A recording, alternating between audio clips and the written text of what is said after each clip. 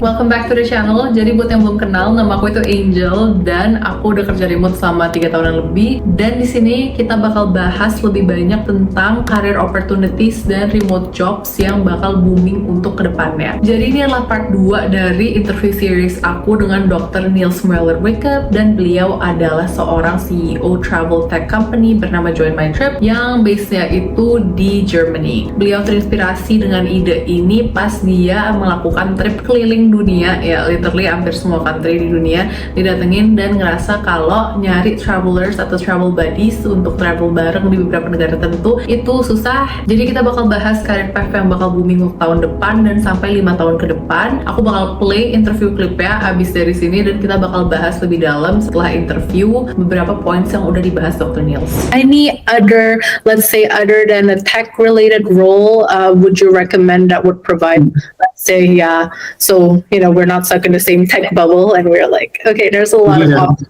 out there. Yeah. There's a lot of different ones, right? Everything tech-related in the past few years, it was fairly easy to earn very, very good, right? If you're a developer, as I mentioned, or a data scientist, these were usually the ones that earned best. But historically seen, and I think that is coming back, people in sales earn very well, right? If you know what you're doing and you can sell a product, that's worth a lot to a company, right? Just imagine you're working for a SaaS startup, right? And they sell a software where a customer is paying 1,000 euros or 2,000 euros a month, right? If you close the contract and it's a 1-year contract, we're already talking 12 to 24K, right? So why wouldn't they pay you 5K? Yeah. Easy math. Yeah, exactly. Right. So sales is always something. If you're good in that, you can earn a lot of money, right? Usually the variable part is higher than in other jobs. Top marketeers, look at yourself, right? If we're talking about social media marketing management or social media management, there's a lot of people out there that promise a lot of things, right? But if you can really, really do it, it's worth a lot to companies.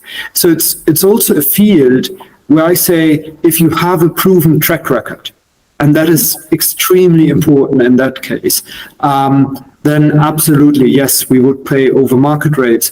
And that holds true for a lot of different roles as well. Let me think if there's something else where I'd say, for instance, if you look at a startup that is in the growth stage, right, and they're looking to hire a lot of people and they want top talent and they really are interested in forming teams that are sustainable and not just making their investors happy, right? Hiring is a skill that is extremely valuable. And you see it because, for instance, I'm German, right? So in the German market, there is currently a lot of headhunters, and they earn up to 1/3 of the annual salary of every applicant that they actually find for a customer, right? And that can be a lot. So if you're working as in HR and you find the right people, that's worth a lot to a company, right? And every CEO, every member of the board that's responsible for HR, right? Stupid to not hire you and pay you over market rates if you have that track record and you can prove, okay, well, with me, you find the right people, not only faster, but also you find more of them, right? So I think that's a skill that is going to be increasingly important, but because you always hear the term war for talent, and it is real, right? If you want to have really good people, you have a lot of interviews in front of you and so on and so on. So someone taking over these first steps is invaluable. Yeah, completely agree. And it's like, as a job seeker, we don't actually see the back end where it takes a company months, like you said, 1, 2, 3 months to find the ideal candidate. And that is equal to the working hours of the interviewer and then the HR and so on. So yeah, a lot of things happening. So even, I mean, I'm not in that position yet to pay for very, very top talent, but I would do that if it helps and it solves something and we're driving growth, we're scaling. Yes, absolutely. And it's something, in a lot of cases, I have the feeling the business world is learning from the tech world, right? In the tech world, there is that term of a 10x developer. Yeah. They really believe, and I think it's true, there is certain individuals that get 10 times as much done as an average developer, right? So if you think about it, they don't cost you 10 times as much. So it's a super good deal to get them on board and keep them on board, right? So that is something where I can only say, well, it's kind of like no-brainer for everyone that's hiring, for everyone that is in that position to hire someone that is supposed to hire, right? And I think, yeah, if you dive a bit deeper into all kinds of different roles or verticals in a company, then most probably there's always that niche that is currently in need. And it also depends a bit on the location, right? I mean, Europe needs different things than the US, for instance, or if you go to the GCC, the Gulf region, I mean, now if you are working in hospitality or you have a background in hospitality and you go into social media marketing or also sales there or business development, for instance, right? Kind of similar to sales, the situation. That might be the best place to be. And I think if you have the track record, you can get really, really good job deals over there currently, especially when you're in the hospitality sector, but also a lot of different fields because that region is just booming. Yeah. That's actually very, very interesting because I've heard of what is that island called near Turkey? The Cyprus. Yeah, Cyprus. I heard that's also. Yeah, so actually, no, go ahead. Sorry. No, go ahead. No, I think there's a huge industry for finance by now. There's a lot of remote workers that settle down there, also for tax reasons, a bit like in the Emirates, especially in Dubai or Portugal. And I think a lot of the southern European countries are now getting a hang on and understand actually, there's a certain group of workers in the world that are very free to move wherever they want, and they have very high buying power. So you really want them to kind of be in your country, right, and spend their bucks in your country. So the best incentive you can give is actually low taxes, and I think you have that in Portugal, or had it in Portugal. They started it basically. You have it in Spain. You have it in Cyprus. You have it in Croatia. I think they were the latest to join the list. The Netherlands as well. Not so much Southern Europe, but Netherlands as well.